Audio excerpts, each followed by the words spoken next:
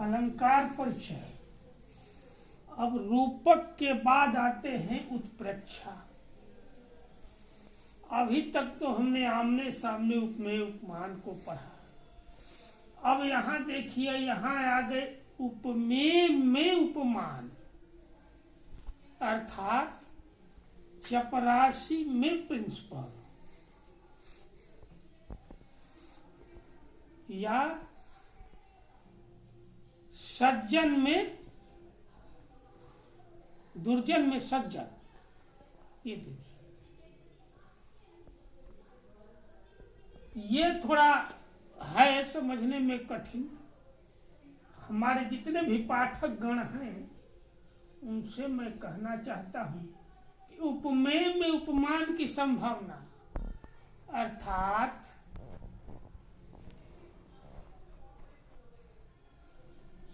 सज्जन दुर्जन में सज्जन की संभावना कर दी जाए, ठीक वैसे ही है।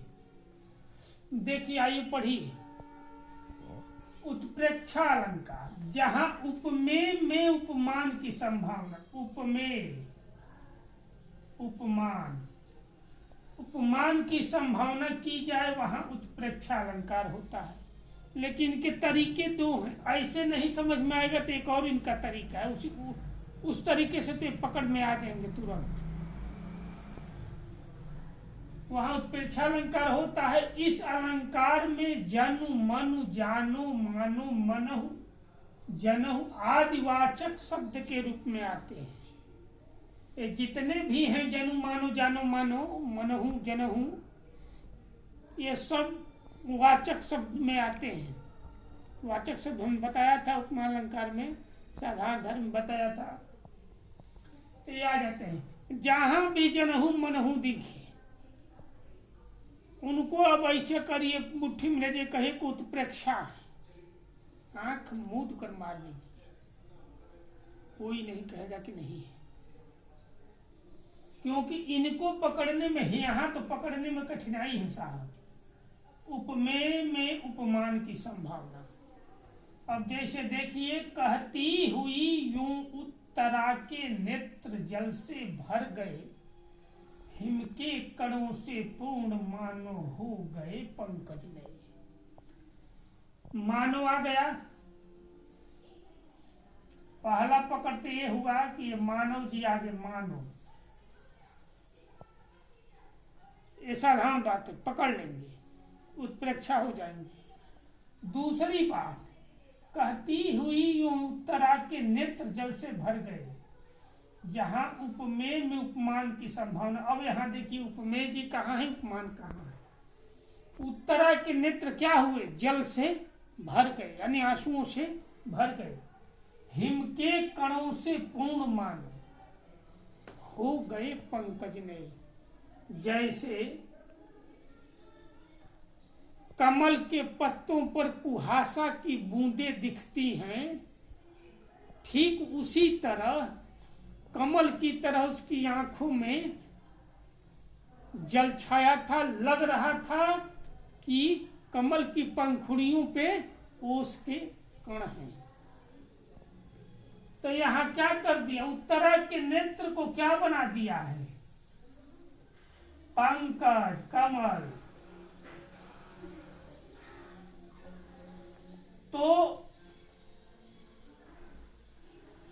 यहाँ कमल की संभावना की गई है, नेत्र भरे जल से जो हैं उत्तरा के, उनकी संभावना की गई है। जैसे लग रहा हो कि कमल के पत्तों पर ओस की बूंदें हों। तो यहाँ इसमें संभावना की गई है कि कमल की तरह लग रहे हैं नेत्र, जो उत्तरा के जल से भरे हैं आंसुओं से। कमल के पत्तों पर ओस की बूंदों की संभावना यहाँ की गई है, वैसा ही लग रहे हैं। एक है तो उपमेय में, यहाँ उपमेय है, यहाँ उपमान। अब ये आ गए इसी में, ध्यान दीजिए। ये नेत्र जल से भर गए। भर गए तो कैसे भर गए? घड़ा से बाल्टी से नहीं भर गए, बाढ़ नहीं आ गई, वो भर गए नदी है, गंदा पानी खोलने लगा, वो नहीं है। नेत्र आंसुओं से भर गए, हिम के कणों से पूर्ण मानो। हिम अर्थात बर्फ, लेकिन यहाँ ठंडा, यहाँ दिया है कि ओश, कुहासा, कुहासा के की बूंदे जैसे कमल के पत्तों पर मोतियों की तरह चमकती हैं, ठीक वैसे ही नेत्रा के आंखों में जल की बूंदे चमक रही हैं।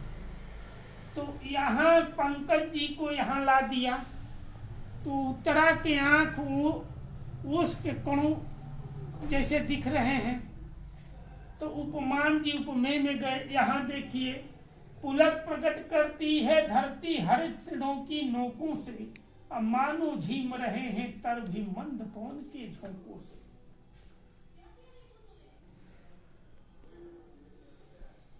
मानो आ गया, यहाँ मानव है, मानो, यहाँ मानव जी है, तो यहाँ मानो झीम रहे हैं तर भी, ऐसे लग रहा है एहसास की झूम रहे हैं, किससे? मंद पवन के झोंकों से। तो हरित तृणों की नोकों और मंद पवन के झोंक उपमान उपमेय में घुस गए। यहाँ संभावना की गई है उपमान और उपमेय की। अब देखिए, ऐसे नहीं आएगा तो ऐसे पकड़ लीजिएगा, मानो जानो जनो मानो, सोहत ओढ़े पीत पट श्याम सलोने गात। इतनी सुंदरता पा रहे हैं, इतने शोभनीय हो रहे हैं कि सोहत ओढ़े पीत पट, जो ही पीतांबर शरीर पे रखते हैं, श्याम सलोने गात। सलोने यानी प्यारे, श्याम यानी कृष्ण, कृष्ण का शरीर मुलायम, मनहु नील मणिशैल पर, मनहु आ गया, नील मणिशैल पर आतप प्रयोग प्रभात, जैसे लग रहा है कि नीलमणि पर्वत पर सूर्य की पहली किरणें पड़ रही हो, वैसे श्री कृष्ण या दिख रहे हैं। तो यहाँ नील मणिशैल पर आतप हुआ, यहाँ पट श्याम और पीत, तो यहाँ से इसको वहां कर दिया, माने इसकी संभावना इसमें दिखा रहा है कि जैसे लग रहा हो कि नील मणिशैल पर सूर्य की पहली उदय सूर्य की पहली किरणें जैसे लगती हो सुंदर, ठीक वैसे ही पीतांबर पहन के उनका शरीर दिख रहा है। तो यहाँ उपमान है, उपमान की संभावना इसमें की गई है पीत पट श्याम में और गात।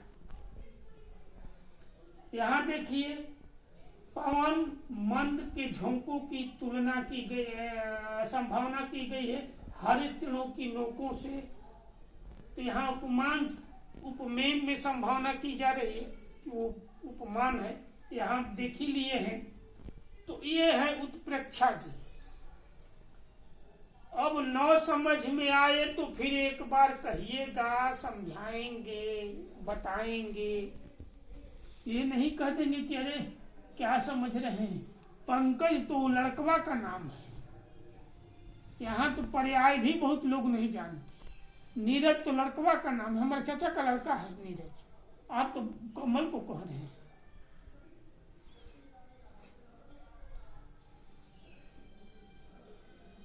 तो अरविंद, अरविंदो भी कह देंगे कि अरविंद तो हमारे फूफा का नाम है। तब फूफा अरविंद हो हैं कि अरविंद फूफा हैं। अब ये तो ये देखिए, उत्तरा के नेत्र जल से भर गए, बताई दिए, पुलक प्रकट करती है धरती। स्वतंत्र स्वच्छंद होके पढ़िए, एकदम खुले दिमाग से। टेंशन लेके और दबाव से नहीं, ये साहित्य है, जीवन का दर्शन कहलाता है। तो इसको अगर रुचिकर ढंग से पढ़ेंगे तो बहुत रुचिकर लगता है, इच्छाएं बढ़ती जाती है। ये पढ़ने की कला सिखाता है, अन्य विषयों में आपका झुकाव करेगा। तो उत्प्रेक्षा है वो सीबीएसई, आईसीएसई या जो भी बोर्ड हो, ये तो मैं नहीं जानता कि किस बोर्ड में क्या आता है, क्योंकि हर विद्यालय अपना एक नियम बनाया। कहीं संस्कृत पढ़ाई जाती है तो कहीं संस्कृत गायब कर दी जाती है, कहीं हिंदी पढ़ाई जाती है तो कहीं हिंदी हटो यहाँ से। तो लेकिन ये जरूरी सबके लिए है, आज नहीं कल पड़ेगा। हम लोग थे बड़ी मार खाते थे साहब,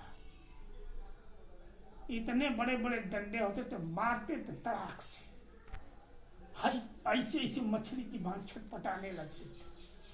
पढ़ाई ऐसे होती है जब तो दो दंड लगे ना तब मस्तिष्क की नसें खुलती ही नहीं, यहाँ से वहां तक खुल जाएगा, एकदम प्रकाश ही प्रकाश दिखने लगेगा।